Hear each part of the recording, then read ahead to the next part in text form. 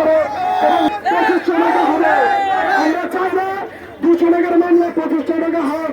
আমাদের কাছে এই স্বৈরাচার সরকার আমলিক হাসিনা সরকার আমাদের সিএনজি ড্রাইভার যে অত্যাচার গুলো করেছে আমরা বুক খুলে কেউ কথা কইতে পারি নাই। আমাদের কথা বলতে যাই তখন ফের দেয়, কথা বাড়াবাড়ি করলে মামলা দেওয়া হবে। কিসের মামলা? 5,000 টাকার মামলা।